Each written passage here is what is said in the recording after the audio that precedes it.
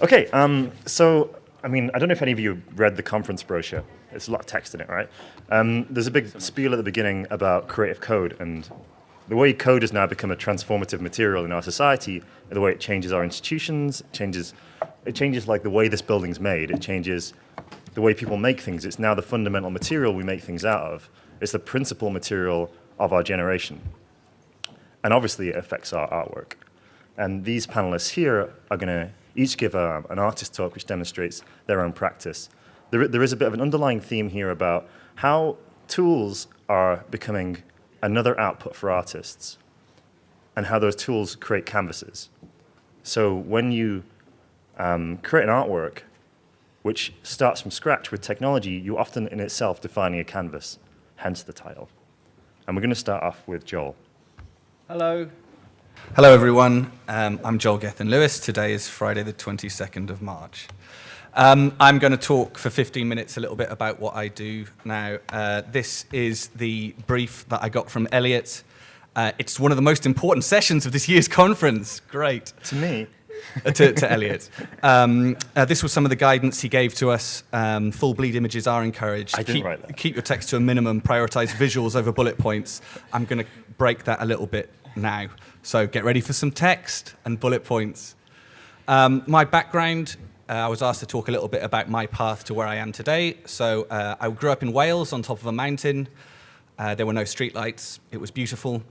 I went to work for IBM for a year before I went to university. I went to Imperial to do maths and computer science. Then I went to the light or dark side, depending on your interpretation. I went to Royal College of Art and did an MA there in interaction design, which as soon as I left was rebranded to design interactions. I think it might have been, no, it's still design interactions. Then I went for a year and worked at Fabrica in Italy, which is now controlled by Dan. I think he's the CEO of all of Fabrica. Then I went and had 3.5 years at United Visual Artists, working on a whole bunch of projects and meeting Kerry there as well. So it was good to see her talk. And then finally, 5 years ago, set up Hellicar and Lewis with Pete Hellicar. So JGL versus H&L. So it's kind of, Hellicar and Lewis I view as my work, and my personal art practice is personal. And I'd kind of define my personal artwork or my own art practice as never having to say, I'm sorry. I tried to look this up online to see where this quote actually came from, and apparently Eric Segal said that in Love Story. Love means never saying to have to say you're sorry, but maybe I just made that quote up myself and I didn't even realize that I came up with it, so that was good. But what kind of work do I want to make for myself? I think this quote from Anne Hamilton is fantastic to describe the kind of work that I want to make as an artist. Illegible, but unforgettable simultaneously. But that said, I view my art practice as something that's completely for me, something I don't have to justify, so I won't. But the only rule is, as John Cage said, work. But what I am going to talk about today is what Hellicar and Lewis does. And I've got a pair of projects that I think sum up the approach that we've been taking over the last 5 years or so. So just to give people a bit of context, Hellicar and Lewis is the partnership of me and Pete Hellicar. And we were set up 5 years ago with the express purpose of open sourcing everything that we do. So everything we make, we give away, whether that's working with a big brand like Coca-Cola, or working with art institutions, or educational establishments, or medical research. Whatever it is, we open source everything we make. This is the Coca-Cola project that we did in 2 years ago now with Coca-Cola and the wonderful Maroon 5. And we were invited by Coke to do something a bit more interesting with Maroon 5 than just doing a web broadcast. So they came to us with the challenge of Maroon 5 want to make a song in 24 hours. How can we make that more interesting? And we came up with the idea of using projection mapping to projection map the interior of this music studio and allow social response to come in from the outside world to the band directly in real time. And I think that's something that Hellicar and Lewis always tried to do, is to allow people to be good at what they're good at. So instead of musicians having to go around the corner and look at a laptop to respond to their fans, they can just gesture at the wall and respond in real time, and the fans can interact directly, and most importantly, make a feedback loop between the audience and the band to enable both of them to do more extraordinary things. So Coke were fantastic with us on this project. It was the first open source thing they'd ever done. They were terrified that Pepsi would steal it afterwards, but we said that would be the best PR ever. Wouldn't it be great if Pepsi did steal it? They didn't steal it in the end, but it was an incredible process to go through to get, major six-figure support from Coca-Cola, and then to be able to unite the whole Open Frameworks community, which is the software that I use and James uses as well, and Elliot, I believe, to make this interactive experience that was taken up by the whole world, and really research the future of broadcasting with a commercial partner that then let us give it all away afterwards. Now, the reason I show this project first is because it plays directly into the second project, which I'm about to show now. Coca-Cola got mentioned a lot. This one's a project called Semantics, and it was motivated by the fact that I'm on the autistic spectrum, and I suspect that everyone in this room is also on the autistic spectrum, because it's a spectrum. And this was motivated by going to an autism conference a few years ago and seeing lots of businesses selling software and hardware for autistic kids. And there was one example of a projection room that you could make a kind of therapy room out of, and it was retailing for about £20,000 and had about £2,000 worth of hardware in it. And Pete and I were really motivated to destroy these people's businesses, because we think there's a really special circle of hell for those who rip off disabled kids. So we resolved right there to try and destroy their businesses by being open, and made this project called Semantics, which was all about taking input from people on the autistic spectrum, wonderful input like this, and making a series of interactions that would allow them to express themselves. It was designed to work on the iPad and on PCs, Macs, completely cross-platform, totally available, totally free. This was one of the girls that we worked with on the project, Olivia. We kind of fell in love with Olivia.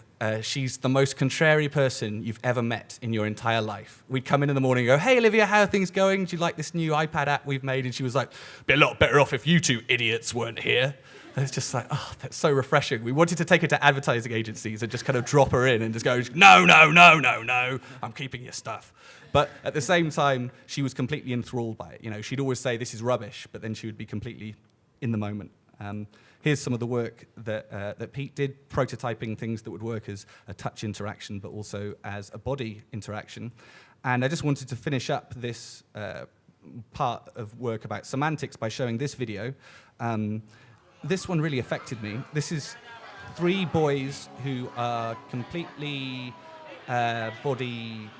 I don't think dysmorphic's the right word. They have a lot of body space issues. So collaboration and working together for them is a big challenge, especially in a physical sense. And what you can see here is just one of the really simple mirror interactions that we made for semantics. I'm not saying by any means that this is the first time anyone's tried to do a mirror with a video or whatever, but just taking it into these schools and seeing the results that come out of it.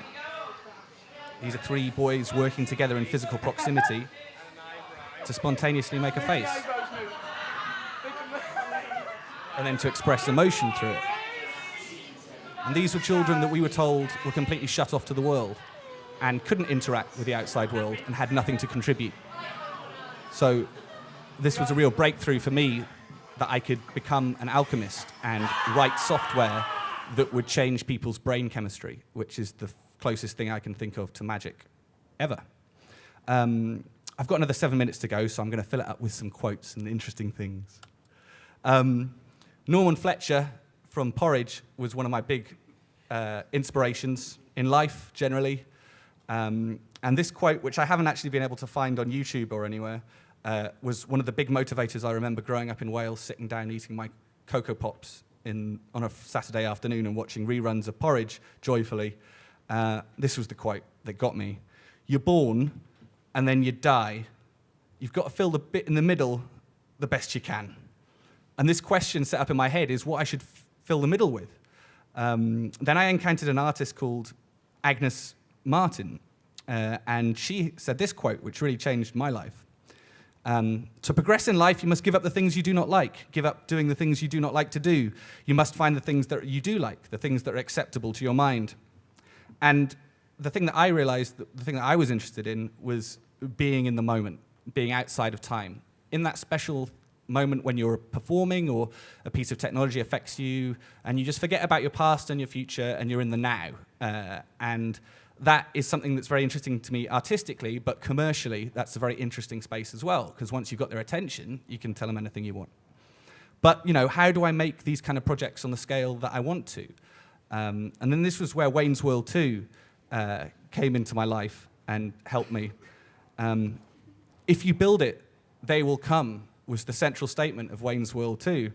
But apparently it came from, if you build it, he will come, from Field of Dreams. Wasn't it if you book them? Well, if you read the slide, it says, possibly a confusion of the Wayne's World 2 quote, if you book them, they will come. Which is what Ideas Are Theft is. Right, which is said by the spirit of Jim Morrison as well, which is even better. But I think the idea of that what I'm trying to say with that quote is really what I'm interested in is trying to use art practice as a place to prototype the future, unencumbered by brands. And that came to the realization of that was after we'd done the Coca-Cola project, we were approached by a big beer company that I won't name, and they said, we're really interested in that idea of doing broadcast and music. Like, that would be amazing. And then we didn't hear anything from them for 2 months, and I phoned them up and said, guys, what happened there? You didn't call us back. And they said, yeah, we don't really like Maroon 5. And it's like, well, it could be a different band, you could have a different musician involved. But I realized then that was my failure, that was my responsibility, that we're paid to have imagination, not these brands, so we have to make it really easy for them. What we're doing at Hellicar and Lewis now is really trying to prototype the future or future opportunities by doing stuff in an art context, and that we think that makes it a lot easier for people to look at something and not be overawed by these brands that have been specifically engineered to be overawing. Alan Moore is probably the greatest man in Britain right now, a resident of Northampton, a destroyer of Hollywood and mines. And one of the things that really inspired me about his approach to things was this idea that all ideas are already out there, that they're pre-existing forms within idea space, as it were. So I guess what I'm trying to do at Hellicar and Lewis is trying to look at the world of ideas and explore the unexplored areas, look for low-hanging fruit, looking for easy opportunities. And sometimes I think that's what media art is, low-hanging fruit that can be quickly plucked. Obviously, William Gibson. It wouldn't be a presentation at FutureEverything without a William Gibson quote. So I'll pick the most used one. The future is already here. It's just not evenly distributed, and I think that was shown in some of the previous talks as well, especially the DNA encoding book concept. And if you do want to see the future, just go to any of the university labs in Manchester. I remember when I was at Imperial in 1998, we were playing 64 multiplayer games, and we had a Facebook. I heard a really good description of Facebook recently, which was a skin for a database, which I thought was lovely. But just to finish up, talking about what kind of philosophically I'm trying to do is Alain de Botton is a big inspiration to me. And he made this statement about what entrepreneurial profit is, that it isn't greed or theft. In its purest form, it is the reward for having correctly interpreted reality ahead of your peers, for having seen opportunities that others missed. And I think that's what Hellicar and Lewis are. We are interpreters of reality. But what am I good at specifically? Kyle McDonald was kind enough to email me this recently. He said, Joel, you're a director, you're a producer, you're a facilitator. You're not the best programmer in the world, but you're a good bridge. You're a connector. That was fine. I know I'm not the best programmer in the world, but I do like to connect people. And I guess what I'd finish up with this lovely portrait of me in the number 6 that's on my birthmark. By the way, if anyone else has got a 6 as a birthmark, we only have to find one other person and then we can destroy the world. Is this statement from Elliot. Did you make this statement, Elliot? Yeah. Joel Gethin Lewis hacks global commercial institutions into facilitators of the creative coding community, which is brilliant that now I've got to this point where people will make quotes about me, which is because I don't understand what's going on. I think what I'm mainly interested in is minimizing psychic load. So I'm not interested in making products. I'm not interested in supporting products. I'm not interested in employing people. I don't want to get rich. I mean, getting rich doesn't mean anything anyway. So let's try and do something amazing. So I guess what I'd finish up with is that what I'm interested in is the interaction design of entrepreneurship, right? How I can design or meta-design relationships to get the results that I want. How I can translate things from idea space into meat space. Thank you very much. Thank you, Joe. So we might actually have a little bit of time for questions at the end. If we had one more speaker who couldn't turn up, Julian Oliver. I'm sorry if you're here to see him, as you might notice, he's not on the stage. So we're just going to go to Angus Farquhar, who's going to tell us about his project Speed of Light, which was shown last night on the Keys, Salford Keys. And it was an outdoor performance which involves people and movement and space and light. Yeah. 1, 2. Yeah. Hello. My name's Angus Farquhar. I'm an artist based in Glasgow, running a public arts organisation called NVA. We've been going for 20 years. I exist almost purely in the public realm. I've never worked with a commercial partner, but my work is exploited commercially sometimes. And we occupy, hopefully, quite a relevant and interesting space for this conference. The work I'm going to speak about, Speed of Light, started work as a response to the Olympics.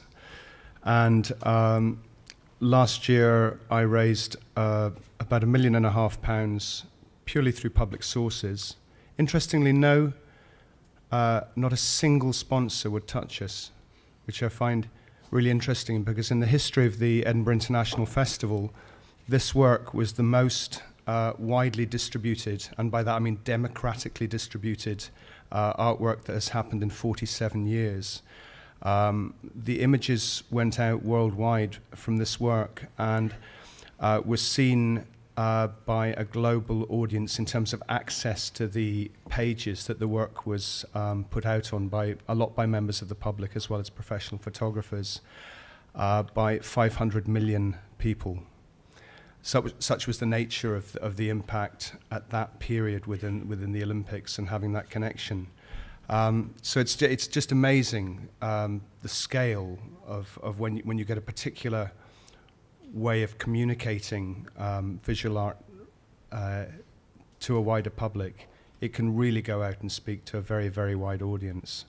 But the work itself, I mean, for me, the what I do always has to start with, I think most people would feel the same, with a point of authenticity. And authenticity for me within the Olympics, I'm kind of old-fashioned. I can't deal with Coke and McDonald's, and I mean, I admire you for finding creativity within those relationships, because I'm kind of old-fashioned. I'm hewn in extremely left-wing politics of the 1980s. I still can't buy a Murdoch newspaper. I don't drink Coke. I taught my 10-year-old daughters to spit at McDonald's when they go past it. I'm kind of old-fashioned, but I do believe in communicating those values to the next generation. And in the case of the Olympics, rather than working with elite sport, I wanted to celebrate what I see as one of the great ordinary subcultures of the UK, which is hill running and fell running, which is the realms of doing something extremely physical, extremely masochistic. It's about filling that space between birth and death, primarily with pain. But it's an extremely pleasurable pain that comes from hill running. In fact, I'm going to proselytize for hill running for the next 15 minutes and not talk about coding. I was up in Hebden Bridge 3 days ago running on the Pennine Way in the snow, and it's about the happiest I've been in 3 months.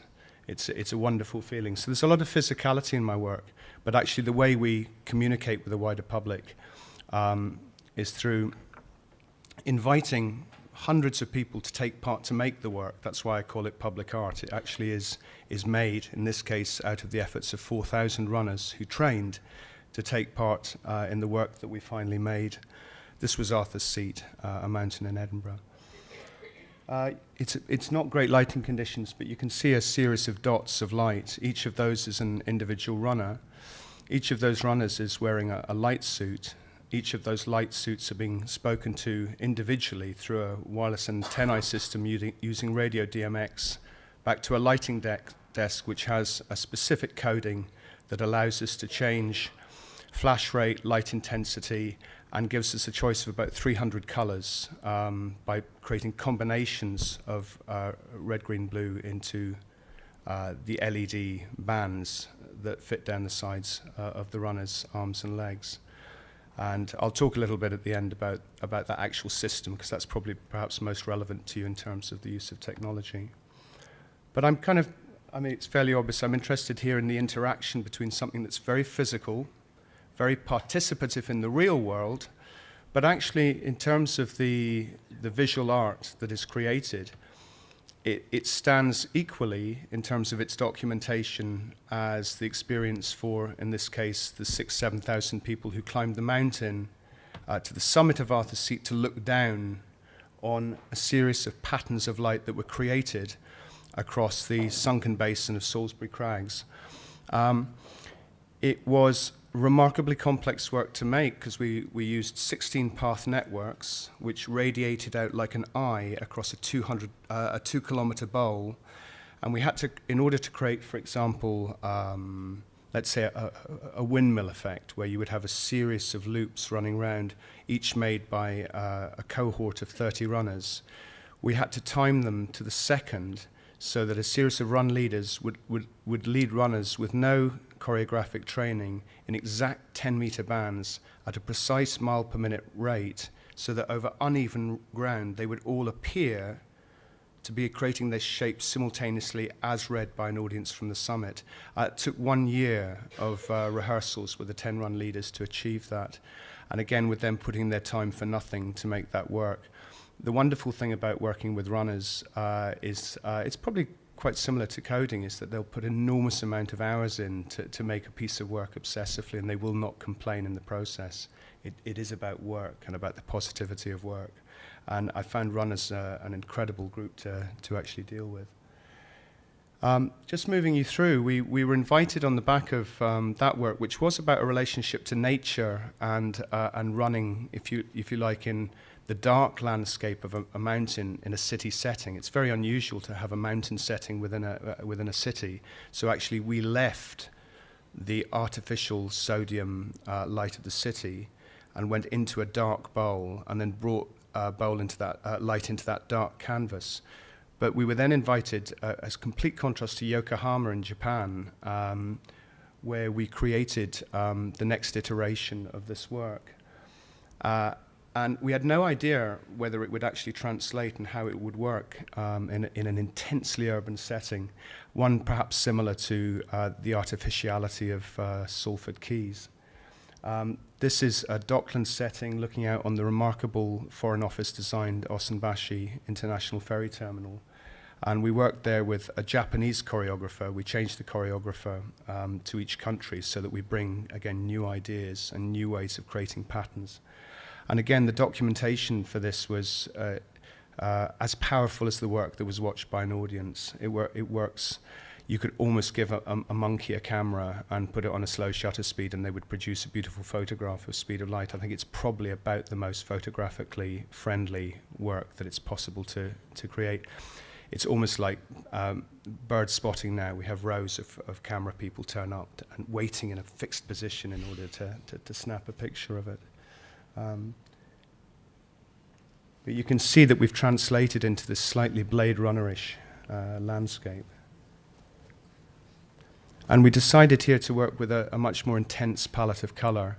I think in learning the system that we'd created, we began, instead of using a very clean, simple palette, we've begun to build layers of color up on top of each other, and then also to put very, very subtle ripple chases moving down the lines of runners.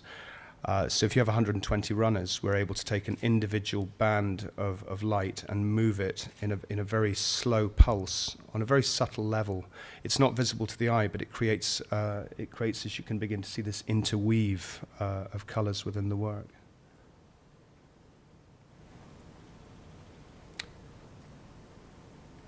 So I'm going to take you back to the beginning. Can someone give me a time check just so I don't run over how long I've got? If you want to take the full 20, you can have 10 more minutes. Right. So, like all ideas, this started with something very basic where we got a bunch of volunteers and we strapped anything that we could think of to their bodies that would basically signify in the dark.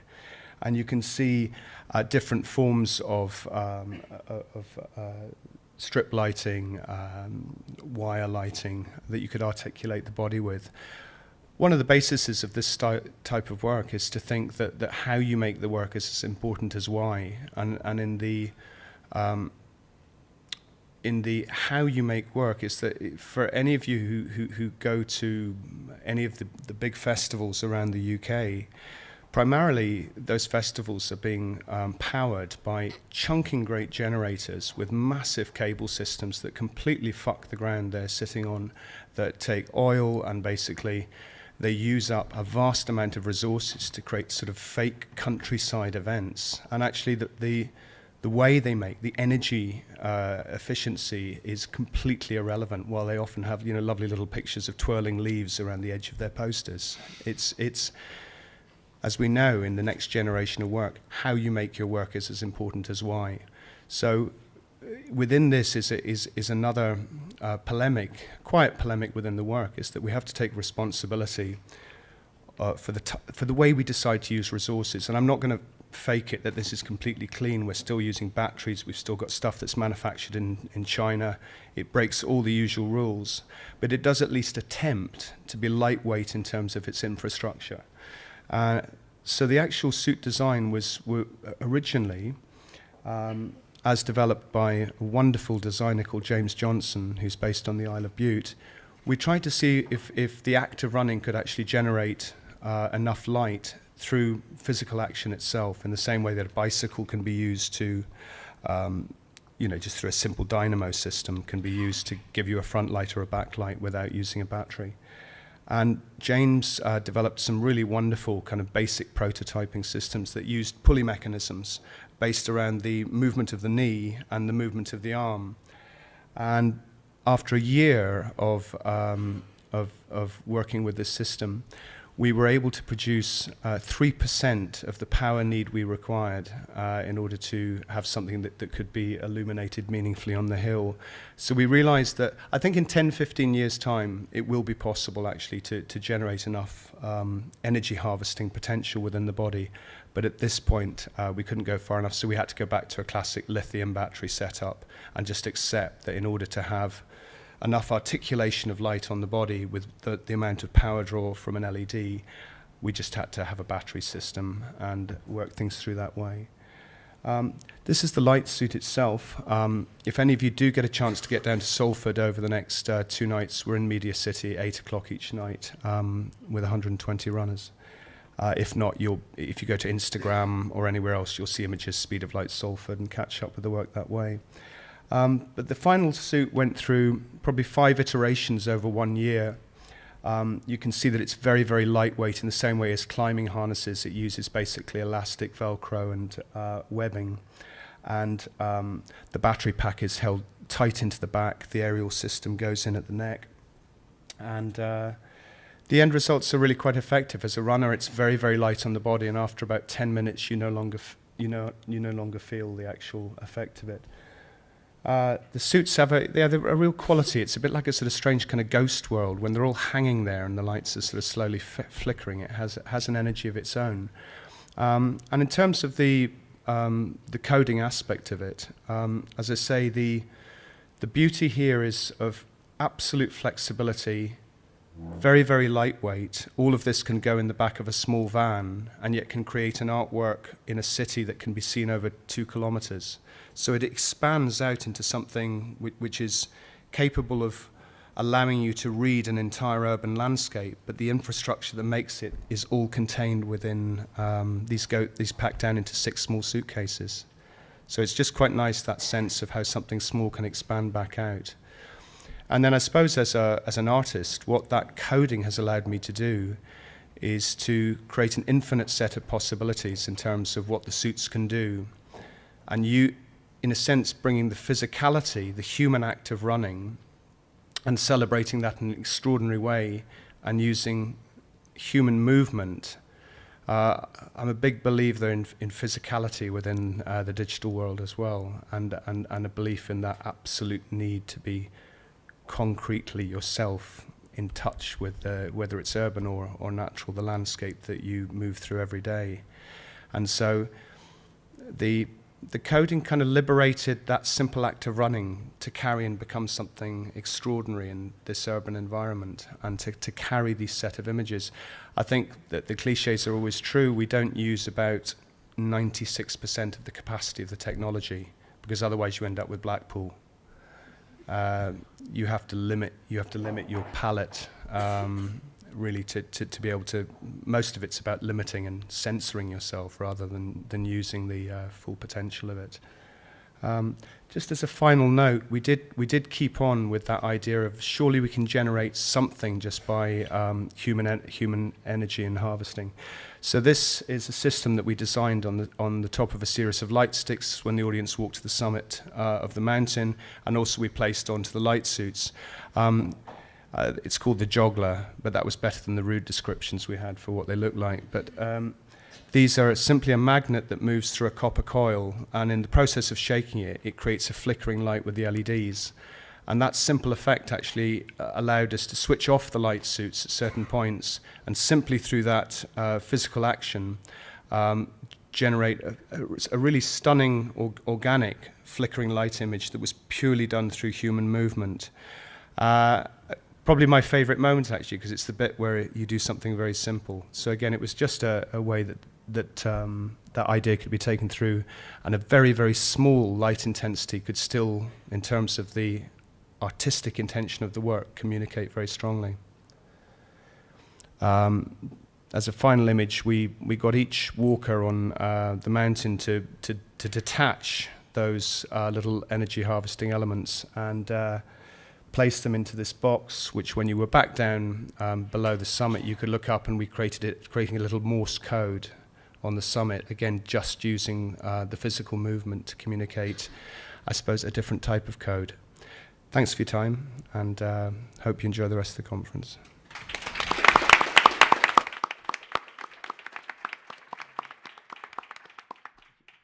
Okay, and our final speaker is James George. James is giving a workshop tomorrow on his toolkit he's created called RGBD Toolkit, which he'll talk about. But the places are free. It's tomorrow at what time? I think it's like all day from like, is this working right now? Yep. Sounds like it. So from like 10 to 5. It's going to be fairly informal, I think. So if you're just curious about what I show, or if you're into it, then you can come for the whole time, or just come check it out. And it's free. The top floor? I think it'll be on the top floor on the breakout space on the left.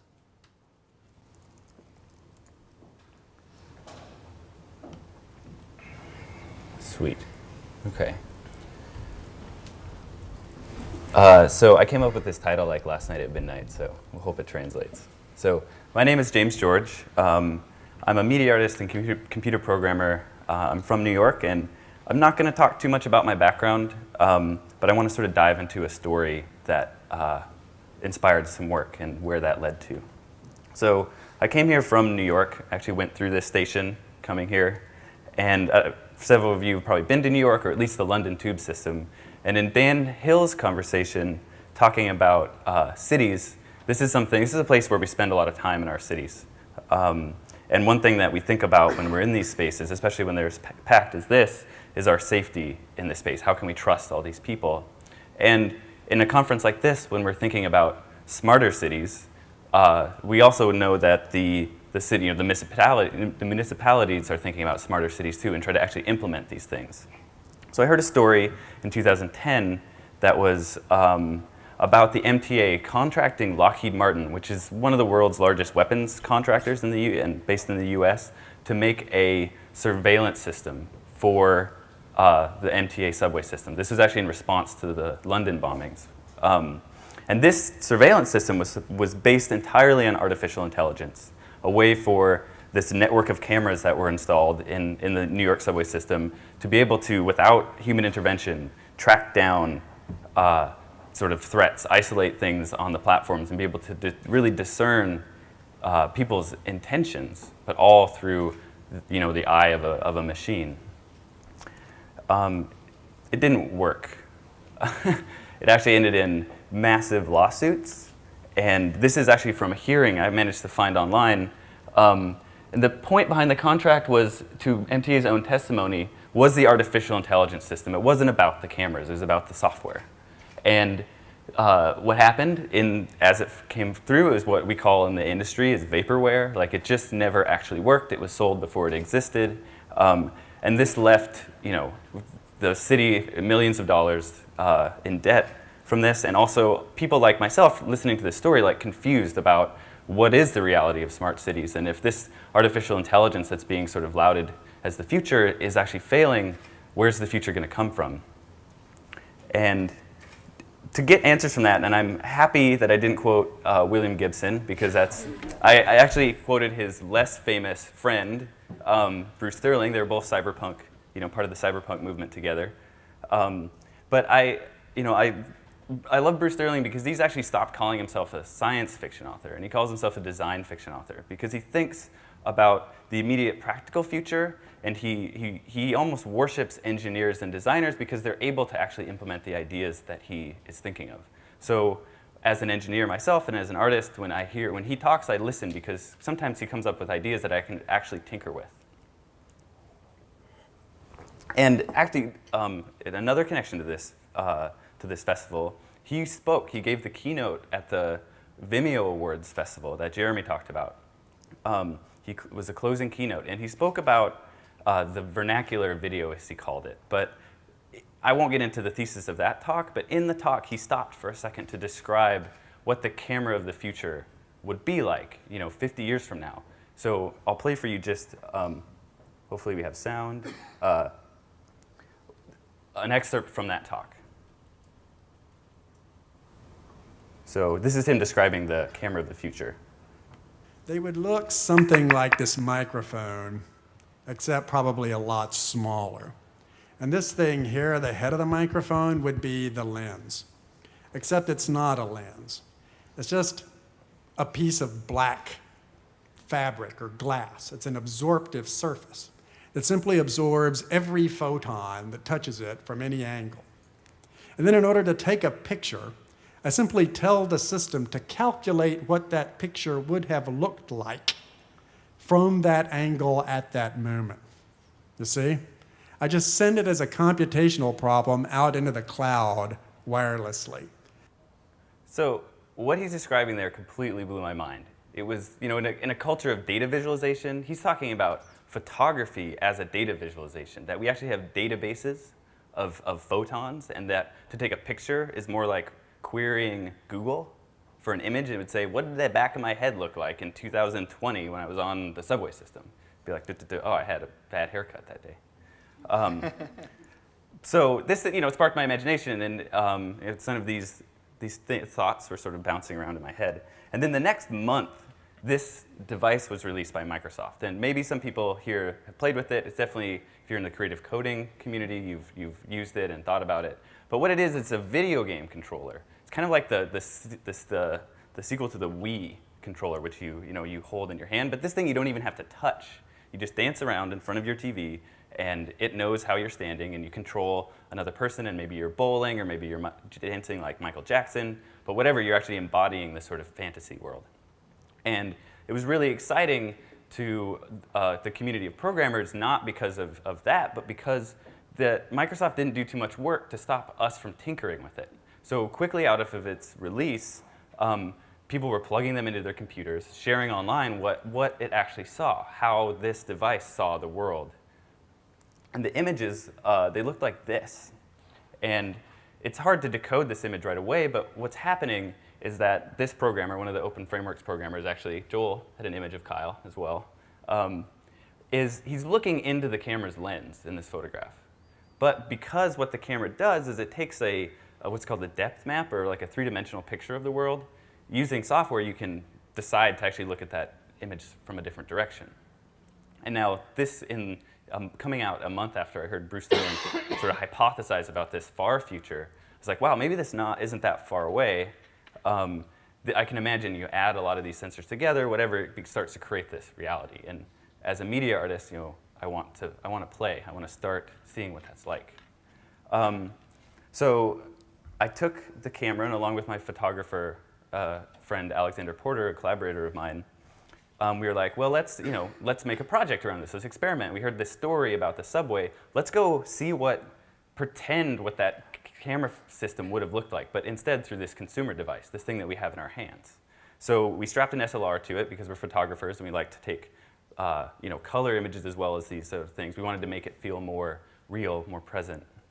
And took a car battery and a laptop and some tape and put it in our backpacks, and this sort of surreptitious package took it into the subway and started snapping photographs. A funny side story to this, we were super nervous about having this suspicious package. And the only people that paid any attention to us were a couple of people that recognized the Xbox and were like, whoa, what are you guys doing with an Xbox in the subway? So maybe there's some other safety concerns that we're exposing.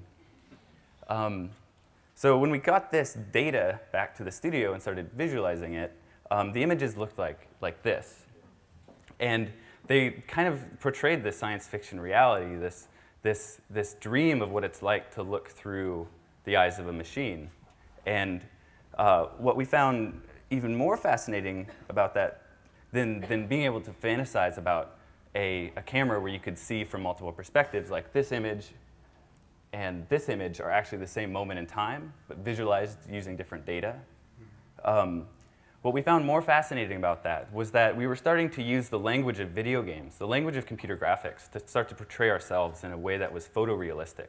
And that merger really gave us a new language for talking about portraiture and image making, and that's something we wanted to explore. But this image was a hack. It actually didn't work with combining these two cameras. We ran into a fundamental problem of, I guess, optics, something that I wasn't even aware of. And that if you attach two cameras together like this, then it's not a two-dimensional operation to make them align. And this is, at this point, this is way beyond my ability to solve. I'm a programmer. I do image processing, but 3D things and cameras and stuff, I was out of my depths. And so this project sat on the shelf actually for about a year. I was distracted doing other things until this came up. And this was a conference held by Golan Levin in the Studio for Creative Inquiry at Carnegie Mellon, actually where I met Elliot. No, I'd met you before. And I was invited there because of this work. They're like, hey, we saw your photographs you did last year. Do you want to come experiment and make new projects? And I was like, oh, yes. And for those of you who aren't familiar with the Open Frameworks community, I like to think of it not as much of like Open Frameworks is a coding platform. It's a bunch of code that you can use to make images and do artistic experiments and do interactive media. And it's based in C++, which means that it's really powerful and really fast. So that's exciting for a lot of artists that want to do interaction. But the more interesting thing about Open Frameworks is not what the code is, but it's how the people who make it interact with one another. And it's incredibly altruistic and benign and accepting and open. And I like to think of Open Frameworks less of like a bunch of people sitting around laptops, but it's more like sitting around a campfire where maybe we have workshops here that are about APIs, and those APIs have like copious documentation online, and you can Ruby or Python, you can sort of learn it just by your own. But how you learn Open Frameworks is you kind of get around the campfire with everybody that's doing Open Frameworks. And these campfires really, we really stoke the flame when we all get together. And that was when Art and Code happened. And Elliot was there and Kyle was there. And I was like presented this problem, like how do I make this better? How do I take this experimentation that I want to do further? And we kind of cracked the code. And after cracking the code, another collaborator at the studio, a member of the studio, became really interested in how that process took place. And he was an anthropologist, or is an anthropologist. His name's Jonathan Menard. And he, as a part of his job, he had to document the residency happening and interview the people there. But because of this hack, we said, why don't we use it? Why don't we use this new camera system to actually document these people and have them talk about what they're working on. And what we found there was an extremely strong resonance between the subject matter that they were talking about and then the way they were depicted. And it started to even further excavate this science fiction notion of people being immersed in virtual systems, things that William Gibson, Bruce Sterling, and Neil Stephenson talk about when they were imagining what the internet would have been like in the 80s. So, of course, our science fiction-soaked brains were running amok with this potential. But I want to show you just a clip from a clip that we released from those initial set of interviews, which we're calling the beta of this film that we're working on. So these are media artists talking about their practice. And he is basically explaining how the database works. And he said that there's one point here, and then you go around, and then there's another audio sample there, and another one there. And because this is closer, this is the one which is matched. It's like, and he explains everything like that. Is there an experience, a digital experience that you desire to have? Oh yes, teletransportation. Yeah, that's yeah. There are many things. Yeah, there are many things. Okay, there's something I shouldn't talk about. But yeah, teletransportation. It's because there was a time when they say, well, with video conferences you won't need to meet, but they don't work so well. You still need to be with the people to really discuss and work on projects. You can do part of it by video conferences, but it has its limit.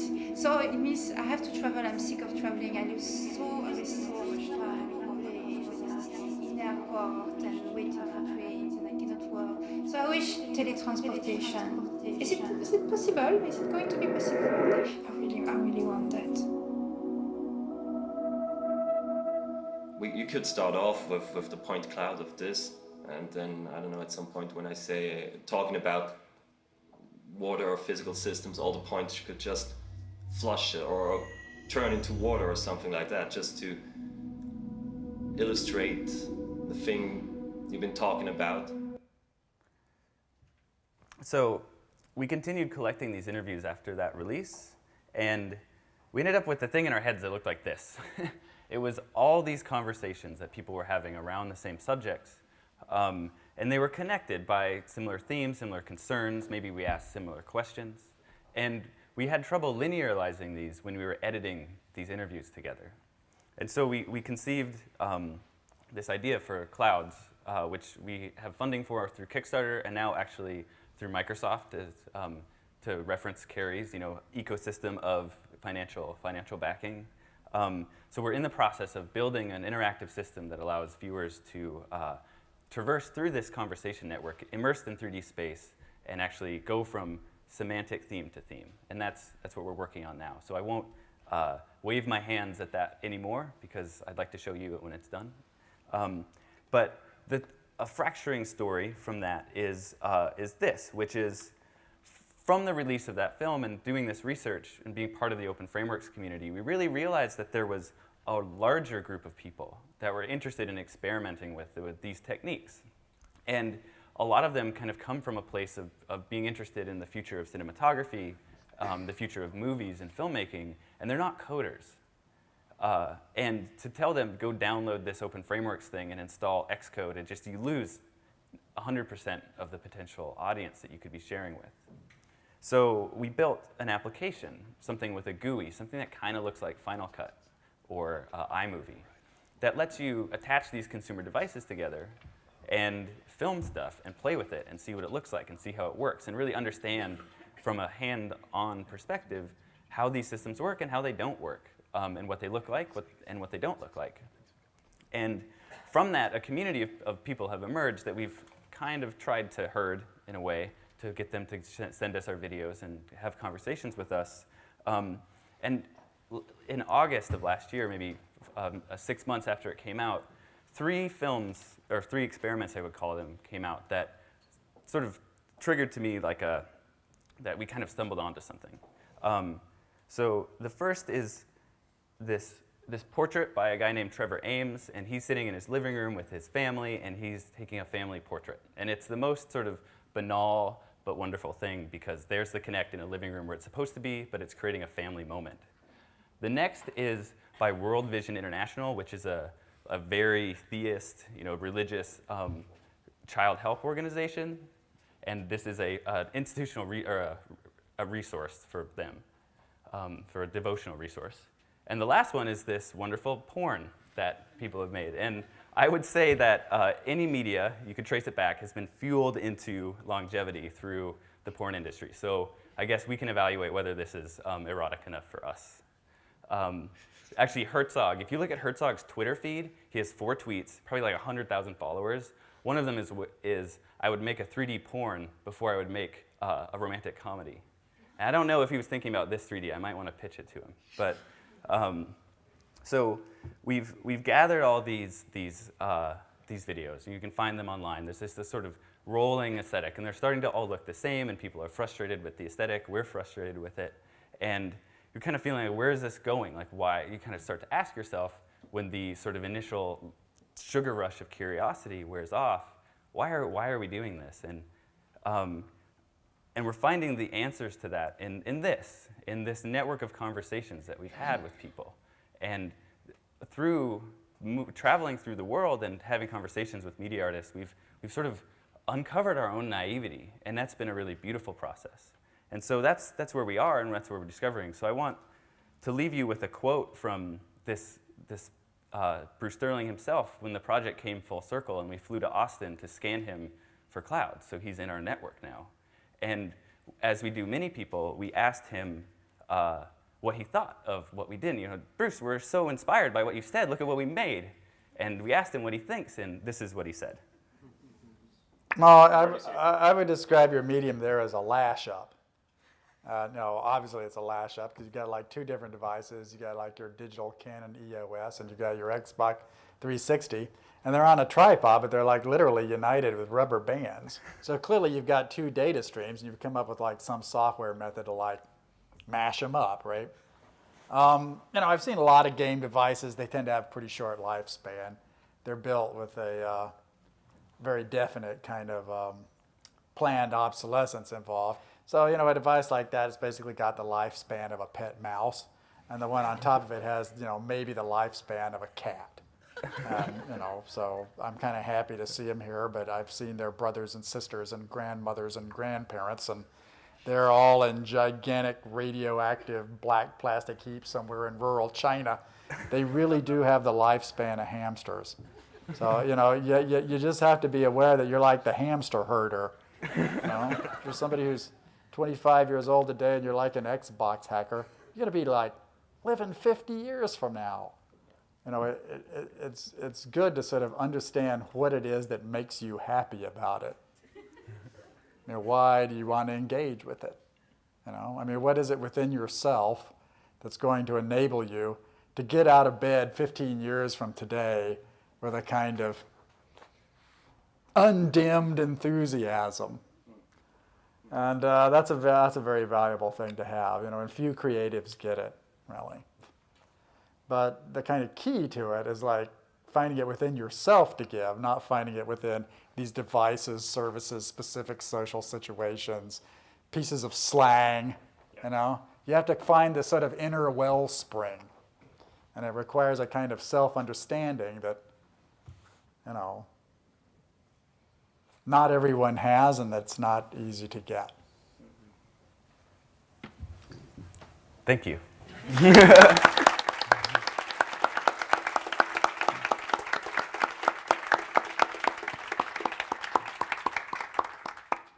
Okay, we've got some brief time now. I'm going to leave all the aggressive questioning for later on, for anyone who's coming to Ideas Are Theft. So you're all safe now.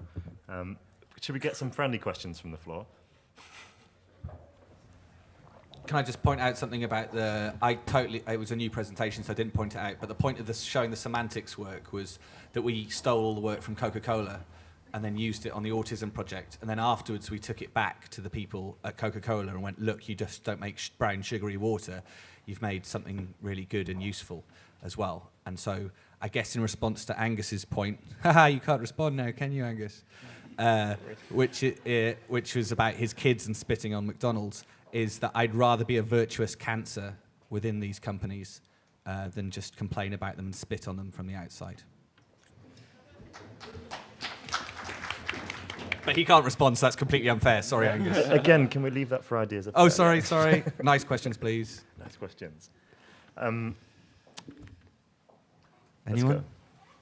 Everyone's got nasty questions. Well, okay, maybe I can start then. It's not a very nice question. We're seeing like emergence of these new canvases, and Angus actually mentioned a point that his work looks great on photographs. And I often feel, as an artist working in this field, that 99% of the people who interact with my work are doing so via comment threads in Vimeo. My work is exclusively, minus a small amount, seen through Vimeo. And I feel like it creates an ecosystem of work which subscribes to look good in video. How do you feel about that? It's all... Sorry, go for it. I think everyone should... Is this still on? Can you hear me? I think you can go for this. Just go for it. Okay, sweet. So the web blog, art blog, Hyperallergic, just commissioned a bunch of really nice essays about like the making art in the like economy and about Tumblr specifically. So I think Tumblr's even like it's like the painter's version of that, or even the art, any artist's version of that. So you should read those. I think they're really wonderfully articulated about how metrics are influencing the way artists feel about their work. But visually, through 2D media, as Vimeo, I guess you. Yeah. No, I think to use that porn parlance again is money shot, right? It's the money shot that the people want. They want that explosive, orgasmic, beautiful time-lapse photograph. I mean, a lot of the. It's interesting to see how many photos like this are actually time-lapse photos, not photos of what it actually looks like. But I guess that's why systems, I think, are more interesting. Can I rephrase the question? Do you think that you've made a piece of work which you thought was significant but failed because it didn't translate to the internet? Yes. But that's you defining your own failure. Like, yeah. I've made work that's really unpopular that is on Vimeo, and I still really love it because it meant something to me, and maybe there was like a moment that it meant something to somebody else, or like it was a performance, and you just have to like not take the number of views as whether work is good or not. And it's part of the ecosystem of like evaluating your work. And I think that people understand that too. Like if you go to Vimeo and you look at the ones with the most views, it's like they all have tits in them. Even on Vimeo, which is a pretty clean site, so it managed to like trickle to the top. But it's not the right metric. Mm-hmm. I guess that was the point I was trying to make when I said... Wait, we have audience members. Oh, sorry, audience interaction. Great.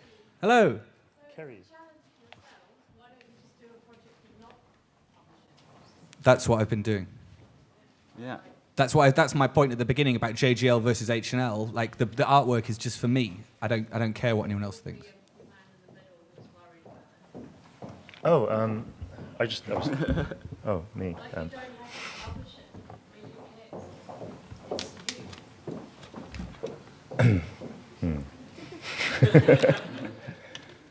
And the question was more. There is going to be work out there which doesn't subscribe to being viewed on the internet. That certainly does exist, and it can be measured in success in many different ways. The question was more: does it advocate that our next generation is going to see works through this primary media that we're seeing all our works through now, which is the internet, and be inspired by those works, and then it affects our tastes because we start to see works that look good on the internet. The primary example, which is, you can guess which one it is? Projection mapping. Projection mapping, a lot of people do it, and we do some of it, sorry. You do some of it too. It looks great on the internet, but it looks pretty like trashy in real life. It's a really bad material to work with in a physical space. And it's kind of like it's an After Effects. It goes in video and it comes out in video and it looks good on video, but it doesn't look really good in real life. And I think that the new canvas is the internet. We're making all these canvases which get appropriate into this meta canvas. And good question, go on. Sorry. Just to link the the two panels together, it's a new canvas, the internet, for sure. But is it really the only canvas? Like, I mean, maybe it's a question for you, James. Like, you're making really extraordinary work. Are you interested in showing it in a gallery? Is this working? Cool. I think we would be, like, we've talked about that with clouds, and people are starting to talk about that. And I mean, we have an ideal. It's weird because things become mutable, right? You have, like, and artists have been doing this for a long time. Like, I converted this concept and it works in this situation now. And so I think I would say I am interested if it makes sense for what people will get out of it. It's about translating the idea. And so if I can think of a way to, like, make clouds so you stand in front of it, or, like, there's someone else standing next to you, or you have 4 minutes, then I'd be happy with that. But I have to try that out first, and it's too young to decide. In general, I'm interested in putting things there. It's like a potential place to put things, and people have a certain set of expectations, and you can work with that. Does that answer your question? Okay. Yeah. Got a big hand signal that went like this. It's really nice. And then went like Die, kill ourselves. Right, we have to kill ourselves. I think, they're going to turn the lights off. I think that we have to say thank you, and we're going to go on to the next panel. Thank you very much.